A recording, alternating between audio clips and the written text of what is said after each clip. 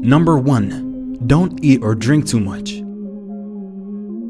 Eating too much is a common mistake made by many who fast during Ramadan. Once it's time to eat, we eat and drink like there's no tomorrow, overloading our stomachs until it's difficult to move. This then makes us lazy and unproductive. Keep in mind that Ramadan is about self-control, not self-indulgence. So let's try to stick to the prophetic rule on eating. Fill our stomachs with 1/3 food, 1/3 water, and 1/3 breathing space, inshallah. Number 2. Give daily charity.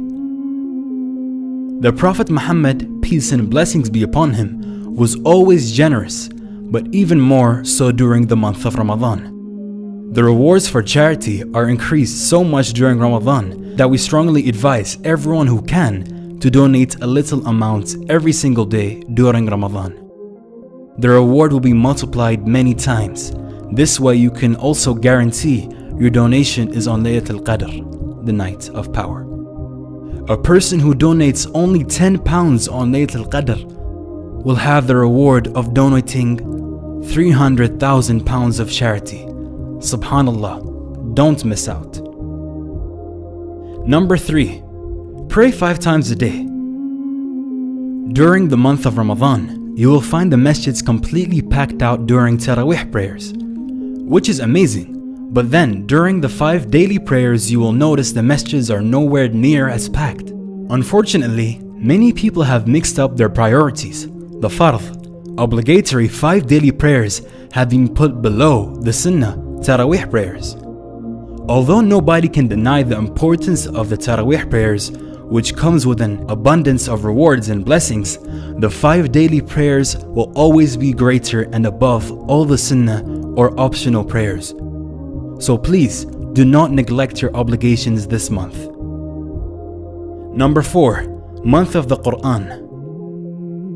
During Ramadan, many Muslims try to finish the Quran as fast as possible. Some people finish reciting it 2, 3, or even 5 times. Subhanallah, as though it's a speeding competition. It is recited without any understanding or contemplation.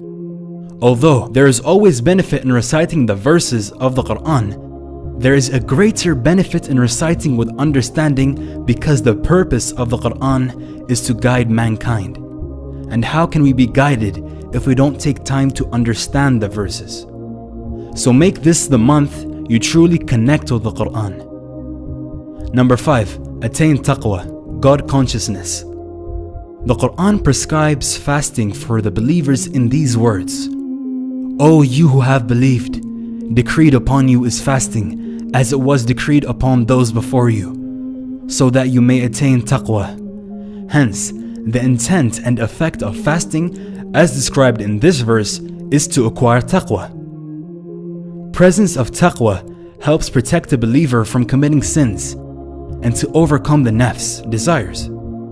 There is no equivalent English word for taqwa. In Islamic terminology, taqwa refers to a state of consciousness where one constantly feels the presence of his Creator, obeys his commands to attain his pleasure, and avoids disobedience to him, not only out of his fear, but also for the love of him. These are just 5 tips from the Merciful Servant team, wishing you all a very blessed Ramadan. Please share these tips with your friends and family, and let us know if you want to see more top 5 videos this Ramadan.